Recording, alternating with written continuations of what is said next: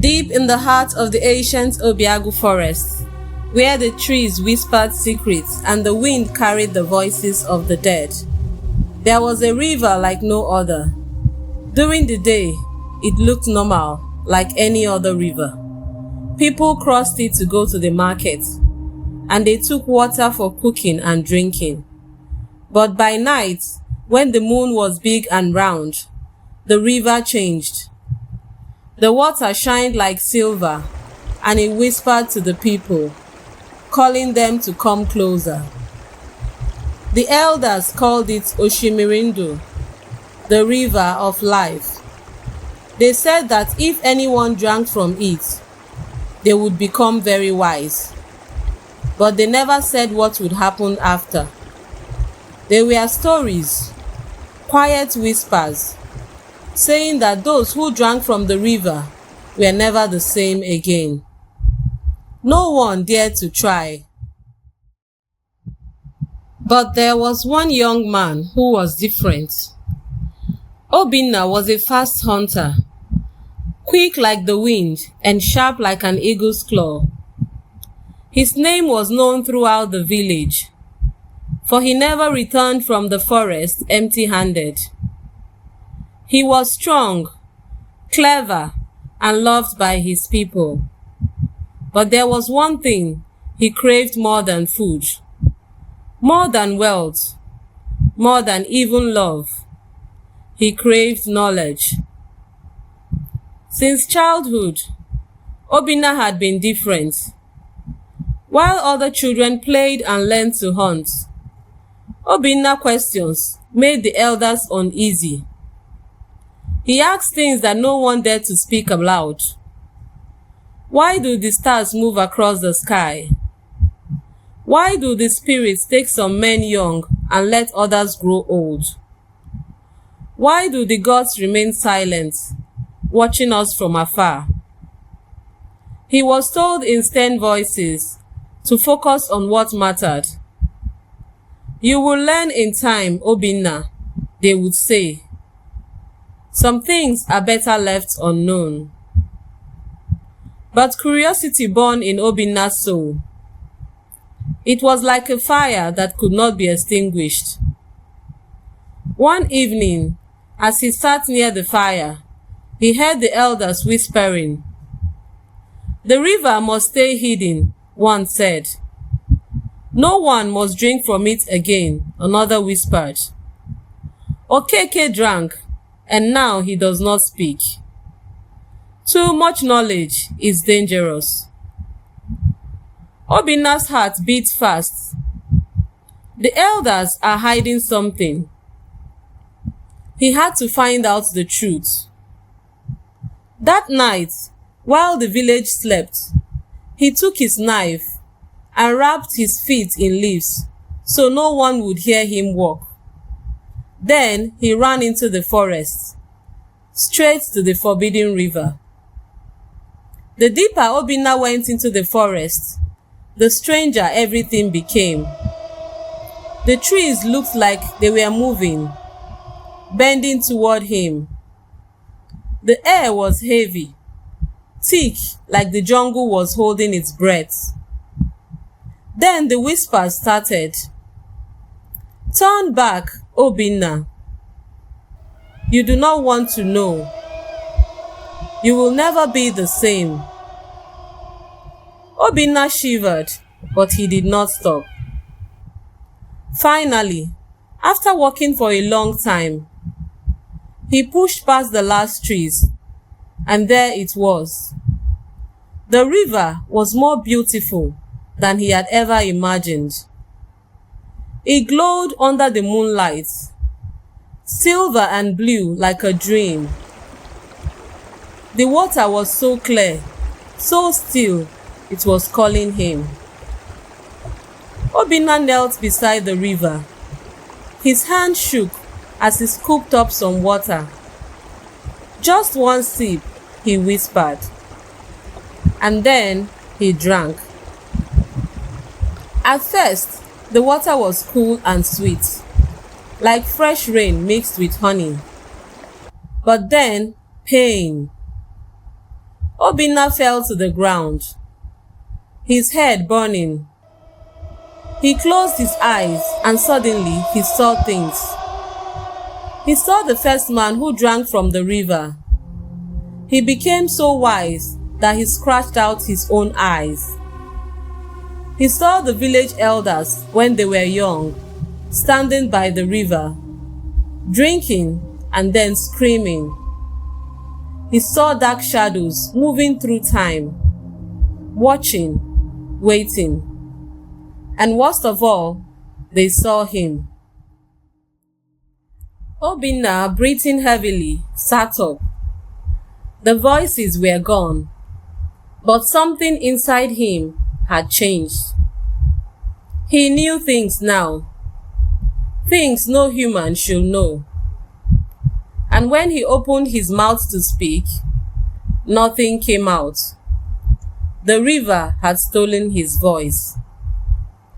Obinna walked back to the village, his legs weak. The villagers stared at him as he passed. The elders were waiting. Obinna, Elder Udoka asked, "Did you drink?" Obinna nodded. The villagers gasped. Women grabbed their children. Men stepped back. Elder Udoka's face became very dark. "Foolish boy," he whispered. "Now you know what you should never have known." Something strange happened. When he looked at people, he could see their secrets.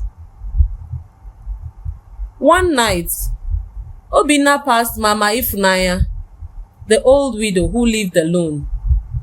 Their eyes met, and in that moment, Obinna saw it. He saw her decades younger, standing over her sleeping husband with a knife in her hand.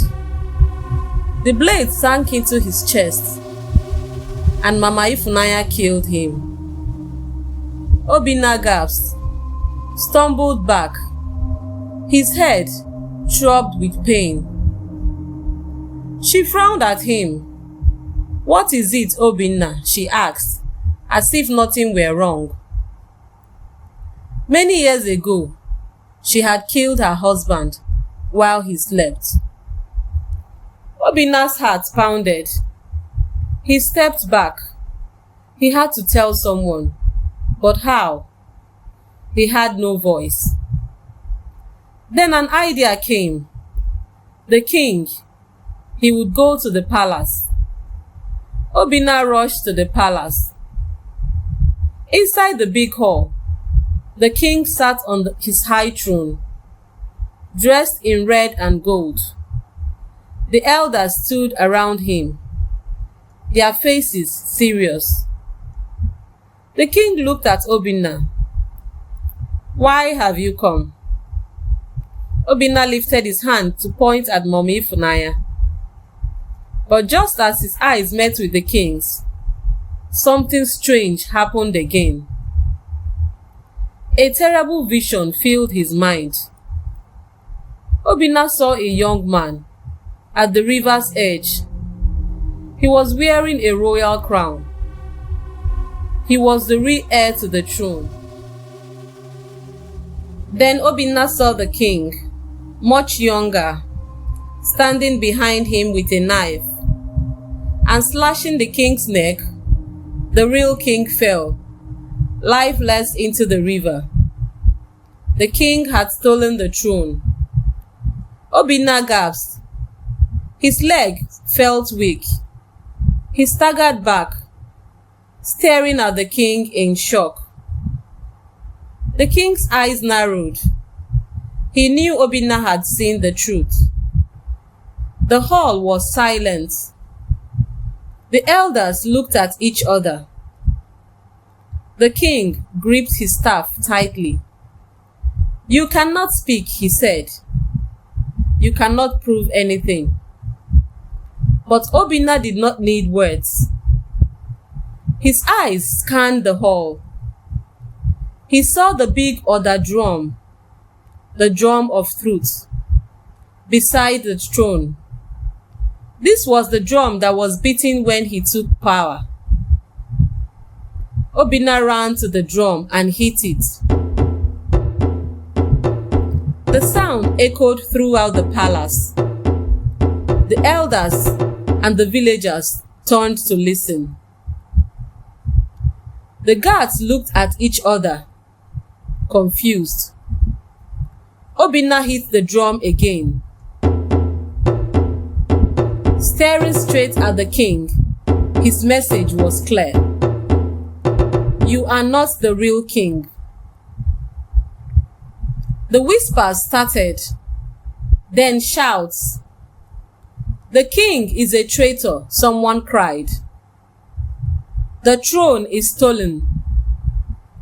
The king stood, his face red with anger. I am your king, he roared. But the villagers no longer listened. The guards hesitated, then dropped their spears. The elders stepped back. The king was finished. That night, the villagers angrily dragged him to the river. The king told the truth. The real heir had been murdered, and the gods had cursed the river so no one would ever forget. Suddenly, the river surged forward, its waters rising as if to claim the king for the crimes he had committed. His cries for mercy were drowned out by the roar of the river, pulling him deeper and deeper into its cold embrace. And just like that, the false king was no more. The river, which had carried the secret of his crime, had now carried him away, leaving only silence in its wake. The next morning, Obinna stood at the river's edge. The moonlight no longer glowed on the water. The gods had taken what they wanted. Obinna turned away from the river. He had no voice, but he had won. The hunter who knew too much. The boy who exposed a king. The one who drank from the forbidden river and lived. Moral of the story: the truth cannot be hidden forever. No matter how deep secrets are buried, they will always find a way to surface. The king thought that he had escaped his crime, but justice found him. Curiosity comes with a price. Obinna's thirst for knowledge led him to uncover the truth, but it also cost him his voice. Sometimes seeking the unknown can bring both enlightenment and sacrifice. Thank you for watching today's story.